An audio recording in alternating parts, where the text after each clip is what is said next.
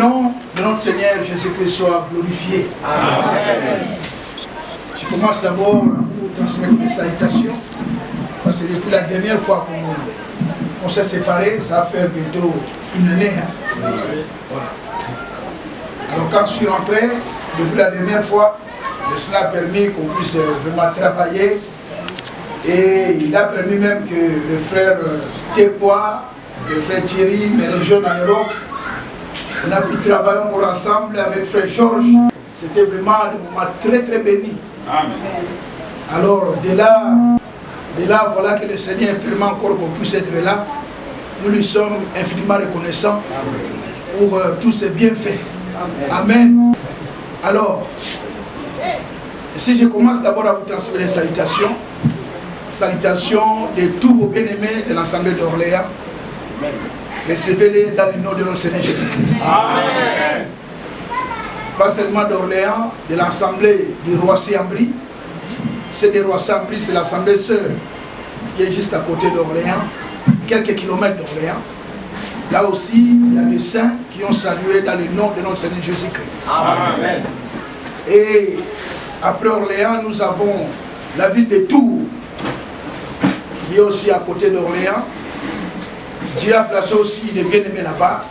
Et aussi, ils ont salué l'Assemblée dans le nom de notre Seigneur Jésus-Christ. Amen.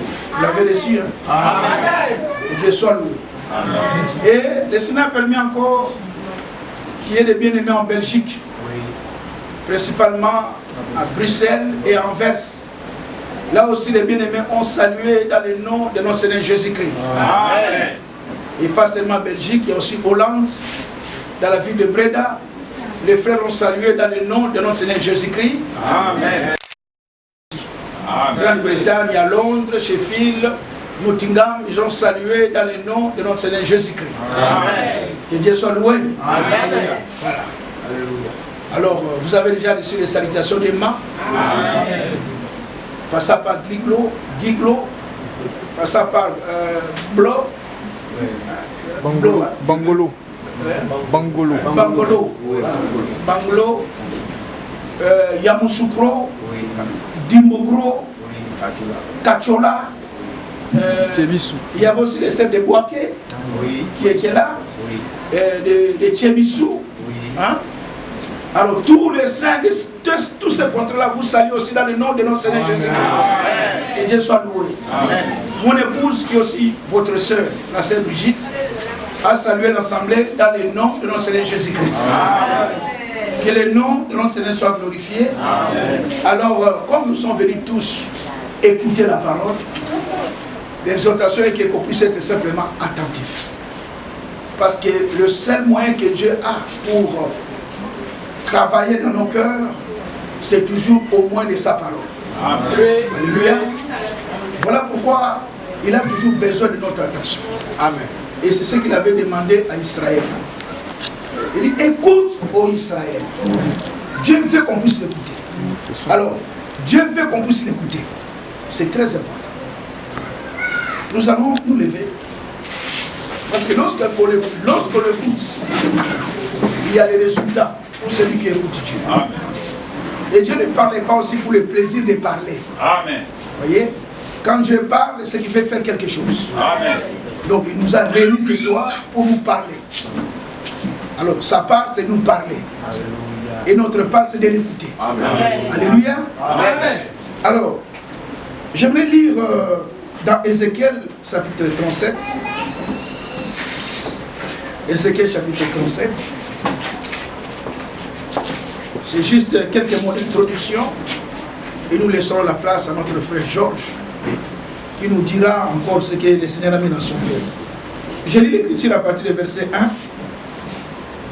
La main de l'Éternel fut sur moi, et l'Éternel me transporta par son esprit et me déposa dans le milieu d'une vallée remplie d'ossements. D'ossements. Oui, c'est ça. Il me fit passer auprès d'eux tout autour. Et voici, ils étaient fort nombreux à la surface de la vallée. Et ils étaient complètement secs. Verset 3. Il me fit dire, Fils de l'homme, ces os pourront-ils servir?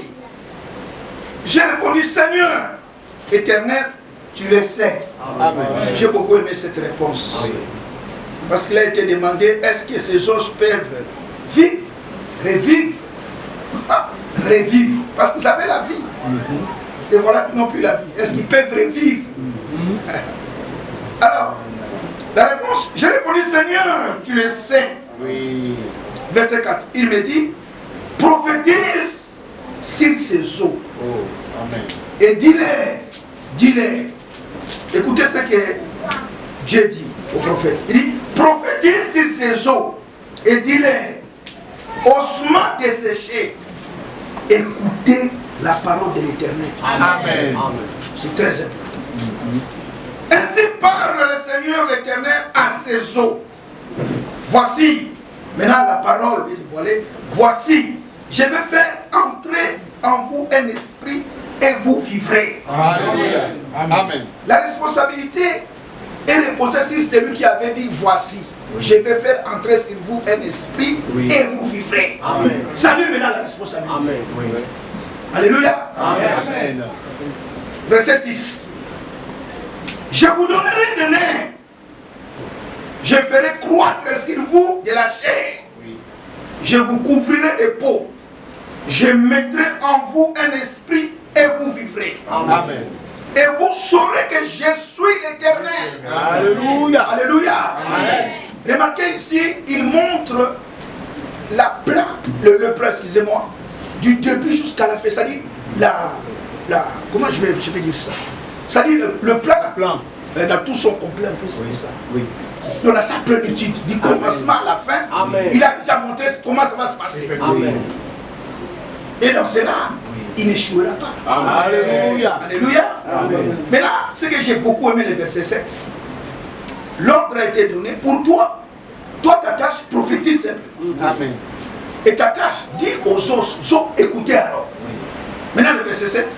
J'ai prophétisé selon l'ordre que j'avais reçu. Alléluia. Alléluia. Amen. Et comme j'ai prophétisé, alléluia. Amen. Et comme j'ai prophétisé, donc le prédicateur a constaté simplement, il y a eu un bruit. Alléluia. Et voici, il fit le mouvement. Oui. Et les autres s'approchaient, les uns aux autres. Oui. Écoutez le verset 8. Je regardais. Oui. Alléluia. Amen. Et voici, il est revint de nerfs. Alléluia. Les chairs crues et la peau les couvrit par-dessus. Mais il n'y avait pas eu de l'esprit. Il me dit, prophétise. Amen. Et parle à l'esprit. Prophétisez, fils de l'homme. Et dis à l'esprit, ainsi parle l'Éternel. L'esprit vient des quatre vents, souffle sur ces morts. Oui. Et qu'il revive. Amen. Verset 10, j'ai prophétisé selon l'ordre qu'il m'avait ordonné. Oui. Et l'esprit entra en eux. Amen. Et il reprit vie. Oui. Ils se tiennent sur leurs pieds. Oui. Et c'était une armée nombreuse. Oui. Très nombreuse. Amen. Oh, que Dieu soit loué. Alléluia. Dernier verset. Luc chapitre 10. Luc chapitre 10, le verset 39. Et j'inviterai directement les serviteurs de Dieu qui viennent dire ce que Dieu a mis dans son cœur. Dans Luc chapitre 10, le verset, on peut commencer par le verset 38. Comme Jésus était en chemin avec ses disciples, il entra dans un village et une femme nommée Marthe le reçut dans sa maison. Il avait une sœur nommée Marie qui s'était assise au pied du Seigneur. Oui. Alors écoutez-moi la suite. Écoutez. Donc Marie écoutait sa parole. Amen. Donc il s'est mis à ses pieds pour écouter sa parole. Amen. Mais maintenant verset 40. Marthe, occupée à divers soins domestiques, Sylvain dit et dit, Seigneur, cela ne te fait-il rien que ma sœur me laisse seule pour servir? Dis-lui de m'aider. Amen. Le Seigneur lui répondit, Marthe, Marthe, tu t'inquiètes, tu t'agites pour beaucoup de choses. Une seule chose est nécessaire. Amen. Marie a choisi la bonne part qui ne sera qui ne lui sera point ôté. Amen. La bonne part, c'est de se mettre à ses pieds et l'écouter. Alléluia. Amen. Il y a un résultat. Oui.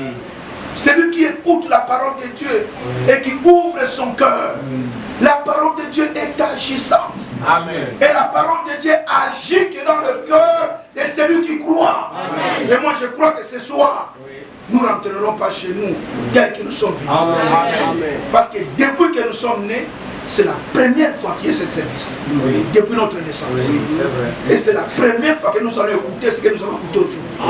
Depuis notre naissance. Oui. Amen. Alors c'est la première fois aujourd'hui que Dieu va faire encore de grandes choses dans notre vie. Amen. Et principalement, il va ajouter encore dans notre foi. Ce dont nous manquons. Amen. Ainsi que l'honneur, la gloire revienne à notre Dieu et qu'il dispose notre cœur qu'on puisse vraiment l'écouter. Amen. Prions le Seigneur. Bien-aimé Père Céleste, de tout cœur nous te remercions pour ce temps béni qui vient encore de nous accorder, comme ces ossements desséchés. Seigneur, nous sommes là ce soir pour t'écouter. Et si nous prions, Seigneur, que tu puisses utiliser ton serviteur. Amen. Et nous voulons dire ce soir que tous nous sommes devant. Ce n'est pas devant Moma, mais devant toi. Amen. Pour écouter, Seigneur. Amen. Ce que tu lui as ordonné de nous dire. Oui. Alors dispose nos cœurs, Seigneur. Bénis cet instant, grand Dieu. L'honneur, la gloire reviennent à toi, Père. Alléluia. Au nom de notre Seigneur Jésus-Christ. Nous avons ainsi prié. Disons tous Amen. Amen. Et si nous invitons notre frère Moma, s'il peut avancer et nous dire simplement ce que le Seigneur a mis à son cœur. Que Dieu vous bénisse. Amen.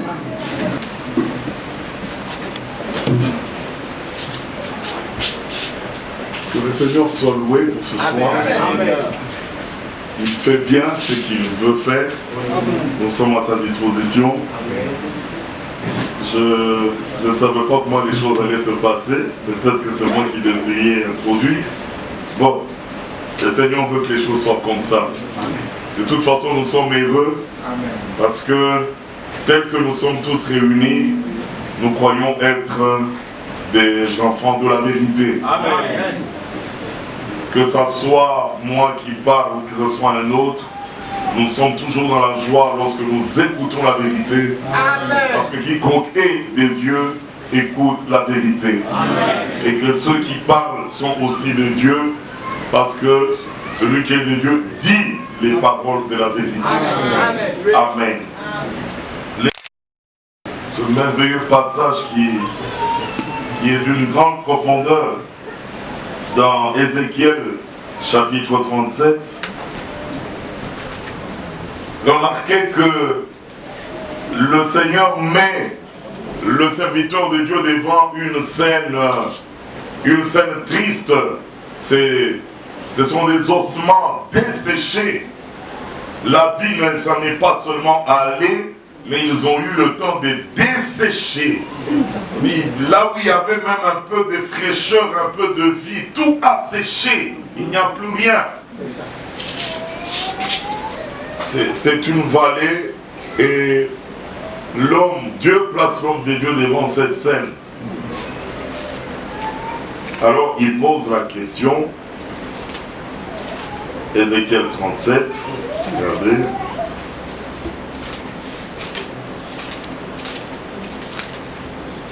Il dit au verset, regardez,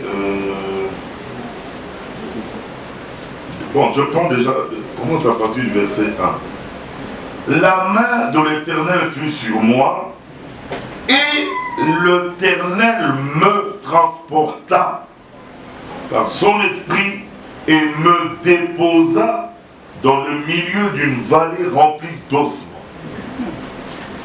Ce n'était pas le programme d'Ézéchiel lui-même d'aller à cet endroit, de constater avec tristesse que les choses sont en ruine et de désirer lui-même dans son cœur de faire quelque chose, de créer un réveil. Il y a tout un mort ici, mais quand il faut que je parle, il faut que je crie qu'il y a un réveil. Ce n'était pas le programme pour les intentions d'Ézéchiel. Mais remarquez qu'il y en avait un qui avait un travail à faire là-bas. Qui est l'auteur du travail? C'est Dieu lui-même. Oui. Alléluia. Il aurait pu descendre lui-même, aller agir. Mais dans sa manière de faire, même dans cet exemple, il montre comment il ferait aussi dans les âges futurs. Il veut agir, mais il utilise un homme. Il utilise un instrument. Et il amène l'instrument là où il veut agir. Amen. Souvenez-vous aussi de Pierre, qui devait être amené dans la famille de Corneille. Mais ce n'était pas le programme ou la décision de la famille de Corneille de faire venir Pierre, ou la décision, le programme de Pierre de dire non, ces païens-là, je vois qu'ils sont dans les meilleures dispositions que les autres, moi je vais leur prêcher la parole. Non. Amen. D'un côté, c'est Dieu qui a préparé les cœurs pour dire faites venir. Et de l'autre côté, c'est Dieu qui prépare aussi le prédicateur. Il dit voici, des hommes viendront te prendre, accepte d'aller avec eux. Amen. Alléluia. Et au final, c'est Dieu qui a une œuvre à faire. Ce sont des hommes en qui Dieu va faire une grande œuvre, un grand miracle. Mais pour que cela arrive, il est obligé d'utiliser un prédicateur.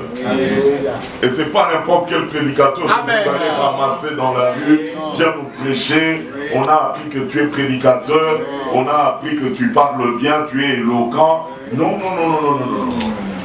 Dieu qui voit les cœurs, Dieu prépare le prédicateur. Il envoie Pierre chez Corneille. Et comme Corneille était dans les dispositions préparées par le Seigneur, il a pu dire ce que nous sommes en train de vivre maintenant, ce n'est pas notre programme. Nous ne sommes pas devant un homme, mais nous sommes devant Dieu. Pour écouter les choses qu'il t'a ordonné de nous dire. Alléluia. Amen. Donc quand nous écoutons la prédication, il y a des choses que Dieu a déjà ordonnées. Amen. C'est vrai. Qui doivent être dites de la manière dont Dieu l'a voulu au peuple. Amen. Et si ces choses sont adressées à ce peuple, c'est que Dieu a préparé aussi ce peuple pour recevoir la parole. Et à la fin, c'est le Seigneur qui travaille. Amen. Gloire lui soit rendue. Quand vous pouvez vous rendre compte que la parole a traversé des frontières, a traversé des océans, est arrivée dans cette ville et a passé au-dessus des grandes églises, a passé au-dessus des hommes considérés. Mais il est venu à toi. Amen. Frère, mais arrête-toi, considère un peu le privilège que Dieu te donne. Amen. Qui sommes-nous pour que l'attention de Dieu soit tournée vers toi? Qui es-tu? Peut-être maintenant là tu te verras comme un homme misérable. Tu te considéreras comme un homme inconnu qui n'a aucun honneur à recevoir sur la terre. Mais comprends que Dieu, lui, a quelque chose de particulier. Il a une attention particulière pour toi. Amen. Et ce qu'il te donne là, en ce moment-là, dépasse les grandes richesses que les hommes de la terre possèdent. Quand ils possèdent, ils disent, ah, Dieu nous a bénis, Dieu nous a donné. Mais à quoi sert-il à un homme de posséder toutes les richesses de la terre s'il perd son âme? C'est juste. Voyez les riches de ce monde, combien de choses n'ont-ils pas? Mais la grande question c'est à la fin, où seront-ils? Est-ce que leur âme est sauvée maintenant? C'est pourquoi à Habakkuk, dans Jérémie 45, il dit à Habakkuk, vous connaissez ce passage, Jérémie 45, c'est un très beau passage. Il dit au verset 5, verset 4. Parce que, bon, le verset 4, c'est la réponse que le Seigneur donne déjà à Baruch. Mais Baruch lui-même disait ceci. Je prends partie du verset 2. Ainsi parle l'Éternel, le Dieu d'Israël, sur toi, Baruch. Tu dis, toi, Baruch, tu dis, malheur à moi, car l'Éternel ajoute le chagrin à ma douleur. Je m'épuise en soupirant et je ne trouve point de repos. C'est ça que toi, Baruch, tu dis. Alors, dis-lui, ainsi parle l'Éternel. Amen. Voici, ce que j'ai bâti, je le détruirai. Ce que j'ai planté, je l'arracherai, savoir tout ce pays. Frère, la terre avec les œuvres qu'elle contient, qui a créé la terre? Le Seigneur. Amen. Il a fait contenir dans les sous-sols, même sous les sols, des richesses, des pierres précieuses. Il a même donné l'intelligence à des hommes qui puissent découvrir cette pierre précieuse. Alors regardez tout ce que les hommes ont bâti. Quelles œuvres les hommes n'ont-ils pas fait sur la terre? Mais Pierre dit, sachez que la terre avec ses œuvres qu'elle renferme sont réservées pour le feu. Réservées pour la destruction. Amen. Alors Dieu dit, ce que j'ai bâti, je détruirai. Verset 5. Et toi, rechercherais-tu des grandes choses? Ne les recherche pas. Amen. Car, voici, je vais faire venir le malheur sur toute chair, dit l'Éternel, et je te donnerai ta vie pour butin dans tous les lieux où tu iras. Amen. Amen. Quand la colère de Dieu frappera et que tous les impies seront détruits, mais toi, je te conserverai ta vie. Amen. Mais aujourd'hui, le Seigneur a fait les choses de manière à ce que, pendant que nous sommes encore vivants sur la terre, nous n'attendons pas de voir comment les choses vont se passer, si nous vivrons ou si nous mourrons. Mais aujourd'hui déjà, par la prédication de la croix, tu peux savoir si tu as la vie éternelle. Amen. C'est vrai. Amen. C'est pas en train de lever, c'est maintenant qu'il faut le savoir. Parce que tout ce qui pouvait empêcher l'homme d'avoir la vie éternelle, Jésus-Christ est venu sur la terre pour donner la solution. Et il a déjà donné la solution une fois pour toutes. Et nous marchons maintenant sur la terre, dans les rues de Gonzaville. Nous marchons comme des hommes possédant déjà la vie éternelle. Amen. Et pourquoi? La Bible dit, Dieu a voulu donner la vie au monde. Et cette vie, il a mis dans le Fils. Amen. Alléluia. Et quiconque croit et reçoit le Fils, il a la vie éternelle. Amen. Maintenant le Fils dit ceci. Parce que en cela, Dieu parle d'un grand témoignage. Si vous avez l'habitude de recevoir le témoignage des hommes, le témoignage de Dieu est plus grand. Amen. Lui qui ne reçoit pas et ne croit pas ce témoignage fait de Dieu un menteur. Amen. Quel est ce témoignage? Jean écrit, mais c'est le témoignage que le Père a rendu de son Fils. Amen. Qu'est-ce que dit le Père? C'est lui qui reçoit le Fils à la vie. Amen. Amen. Amen. Maintenant le Fils apparaît et dit, je n'ai pas été envoyé pour juger et condamner le monde. Non, non. Amen. Non. Non. Mais j'ai été envoyé pour que le monde ait la vie. Amen. Comment le monde allait-il avoir la vie? C'est que la culpabilité, le péché, la mort qui est le salaire du péché. Mais le péché est lié à tout homme né d'Adam. Parce qu'un a péché, tous ont péché. C'est lié à notre nature. On peut te donner 10 ans, 20 ans pour essayer de te séparer de cette chose. Tu ne sauras pas. C'est vrai. C'est vrai. C'est vrai. Et Dieu avait donné la loi afin que toute bouche se ferme et que chacun se reconnaisse coupable devant Dieu. Amen. On peut dire, Seigneur, nous avons cru qu'en prenant tes commandements, nous allions mettre en pratique pour avoir la vie. Et la parole, les règles de la loi disaient, c'est lui qui mettra ces choses en pratique, vivra par elle. Et tout le monde a cru qu'on pourrait le faire. Mais la Bible dit, si tu mets en pratique 9 commandements et tu échoues au 10e, tu as perdu. Tu as perdu. Et là, il n'y a pas moyen de donner la vie. Alors la loi a été donnée pour que tout le monde se reconnaisse coupable, pécheur. Et que tous nous allons mourir. Si Dieu n'intervient pas, nous mourrons.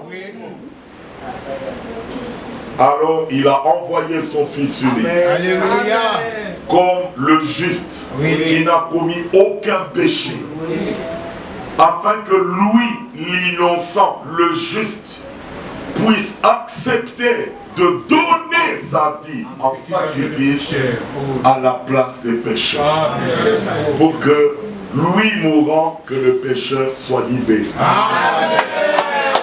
Alléluia. Oh frère,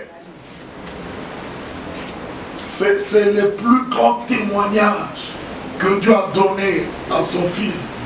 Je suis venu dans le monde afin que les brebis aient la vie. Et qu'elles en aient en abondance. Et à la croix, c'est là la plus grande démonstration. Pilate voulait les dédouaner un peu de cette punition, de cette mort. Pilate dit, vous l'avez accusé, mais moi je ne vois aucune faute dans cet homme. Rien qui ne mérite, qui fasse qu'il mérite la mort. Il voulait changer un peu le plan de Dieu. Alors il dit, moi je sais comment je vais attraper, gagner ces hommes pour la cause de Jésus. Je sais comment je vais faire. Je vais faire sortir Barabbas, que tout le monde connaît, comme l'homme le plus mauvais, comme le criminel, le bandit, le voleur. Tout le monde connaît. Qui a oublié ici qui est Barabbas? Alors quand je présenterai Barabbas aux côtés de Jésus, tout le monde se souviendra du mal de Barabbas.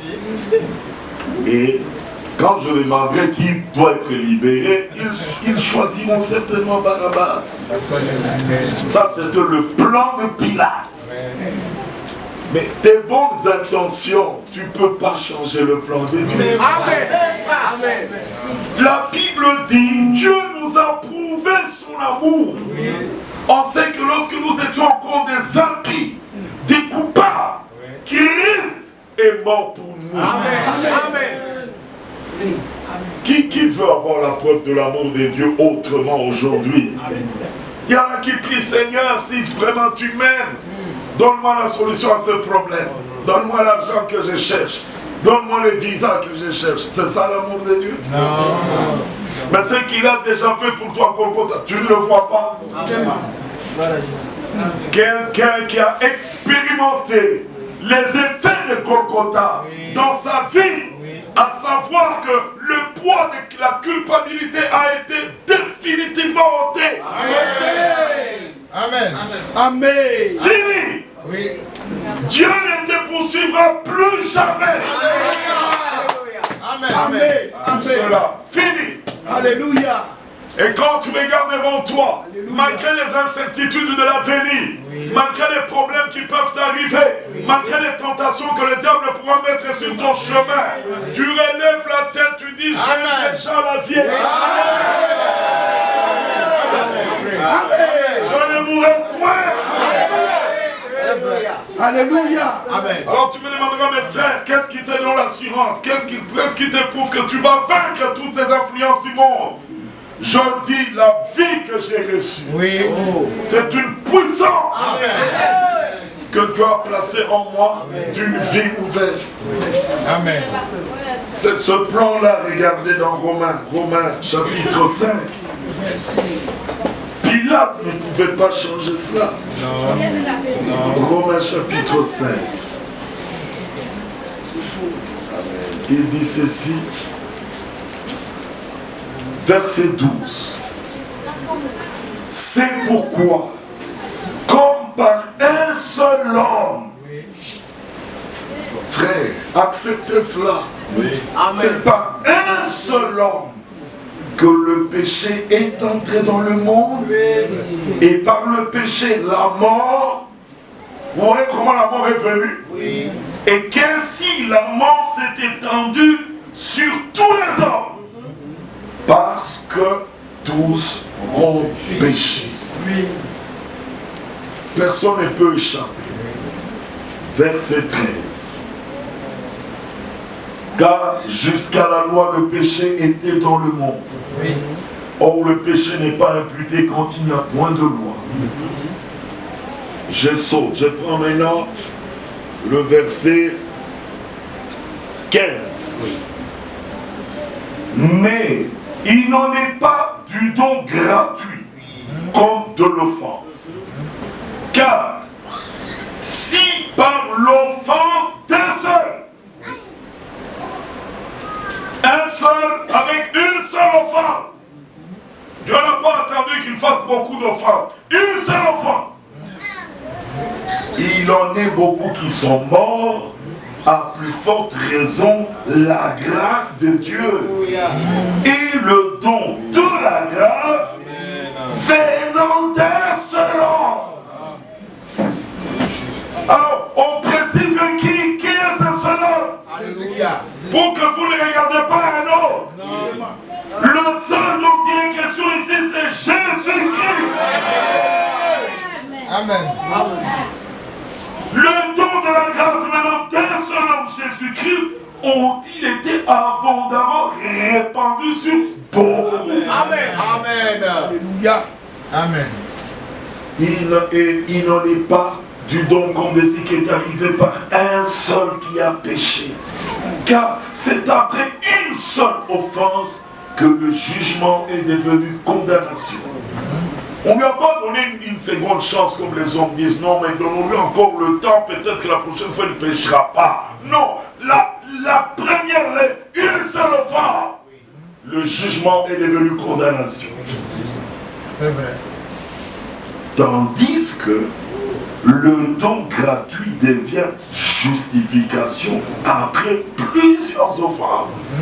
Amen. Amen. Alléluia. Amen. Maintenant pour nous, le Seigneur nous a laissé dans nos voies, on a commis des choses, on a commis des abominations après plusieurs offenses. Oui. La justification est accordée. Amen. Alléluia. Amen. Verset 17. Amen. Écoutez frère, si par l'offense d'un seul, la mort a régné par lui seul, à plus forte raison, ceux qui reçoivent l'abondance de la grâce et du don de la justice régneront-ils dans la vie. Amen. Voici maintenant des hommes qui vont régner dans la vie. Amen. Autrefois morts par nos péchés, morts par nos offenses, mais maintenant nous pouvons régner dans la vie.